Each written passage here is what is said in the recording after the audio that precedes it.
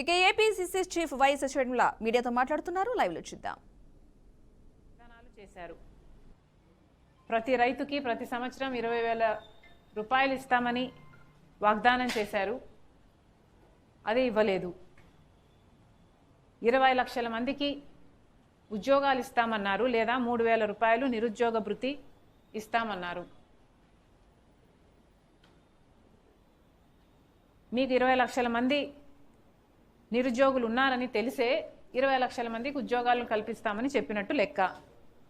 ఆ లెక్కన 3,000 రూపాయలు మీరు 20 లక్షల మందిలో ఎవరికి ఇంకా ఉద్యోగాలు ఇవ్వలేదు కాబట్టి 20 లక్షల మందికి మీరు 3,000 చొప్పున 6 నెలలుగా ఇచ్చుండాల్సింది. అది కూడా చంద్రబాబు గారు ఇంకా మొదలు కూడా పెట్టలేదు. మరి 20 లక్షల మందికి ఉద్యోగాలు మీరు ఎప్పుడు ఇస్తారు? ఎన్నెన్ని ఉద్యోగ అవకాశాలు ఎప్పుడెప్పుడు కల్పిస్తారో మీరు ఆ బిడ్డలకు చెప్పాల్సిన అవసరం లేదా? ఇకపోతే చదువుకుంటున్న ప్రతి బిడ్డకు 15,000 రూపాయలు ఇస్తామని మీరు చెప్పారు. 4 బిడ్డలుంటే 60,000 రూపాయలు ఇస్తామని ప్రతి మీటింగ్లో చెప్పారు. మరి ఇంతవరకు దాని అమలు కాలేదు. కనీసం ఎప్పుడు ఇస్తారు? స్కూళ్ళు మొదలయ్యాయి, మీరు ముఖ్యమంత్రి అయిన తర్వాత తల్లిదండ్రులు ఫీజులు కట్టారు, అయినా మీరు మాత్రం చెల్లించలేదు.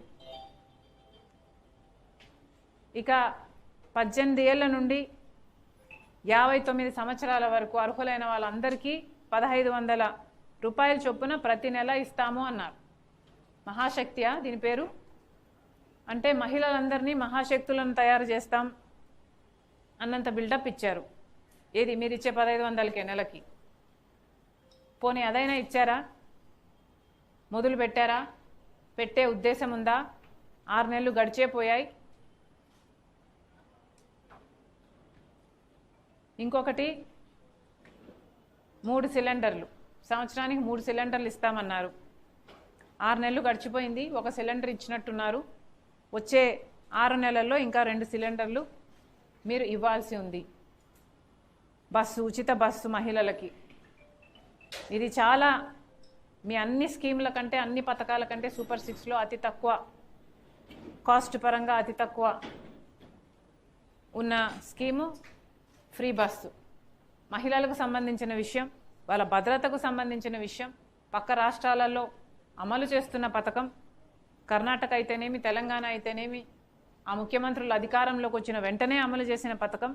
కానీ చంద్రబాబు గారికి 6 నెలలు దాటినా కూడా అమలు చేత కావటం లేదు. మరి చంద్రబాబు గారు 6 నెలలు గడుస్తుంది, 12వ తేదీ వస్తే ప్రమాణ స్వీకారం చేసి కూడా 6 నెలలు అవుతుంది. మరి ప్రజలకు ఈ 6 నెలల్లో, ఈ 6 మంత్స్లో, ఈ సూపర్ 6లో ఎన్ని అమలు చేశారు? ప్రజల ముందుకు వచ్చి సంజాయిషి ఇచ్చుకోవాల్సిన అవసరం ఉంది. ఇక ఇటీవల FBI, సెక్యూరిటీస్ ఎక్స్చేంజ్ కమిషన్, అంటే అమెరికాలో ఉన్న సెబీ ఈక్వివలెంట్ సంస్థ, అవినీతి జరిగిందని అదానీ గ్రూపు ఇక్కడి ముఖ్యమంత్రి 2021 ముఖ్యమంత్రి 2021లో ఉన్న ముఖ్యమంత్రి గారికి 750 కోట్ల రూపాయలు 1,750 కోట్ల రూపాయలు లంచం ఇచ్చారని అక్కడ వాళ్ళు కేసులు పెట్టి ట్రయల్ కూడా మొదలు పెడుతున్నారు.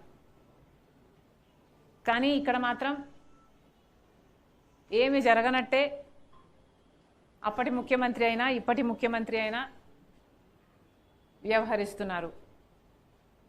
చంద్రబాబు గారైతే అసెంబ్లీలో ఈ వ్యవహారం గురించి మాట్లాడుతూ కనీసం అదానీ అన్న పేరు ఉచ్చరించడానికి కూడా భయపడ్డారు. అదానీ అన్న పేరు మాట్లాడడానికే మీకు అంత భయం అయితే ఇక మీరు ఏ చర్య అయినా ఎలా తీసుకుంటారు ముఖ్యమంత్రి గారు అని అడుగుతున్నాం. కేవలం మీరు బీజేపీ పార్టీతో కూటమి కట్టారు కాబట్టి మీ సంబంధాలు బాగుండాలి కాబట్టి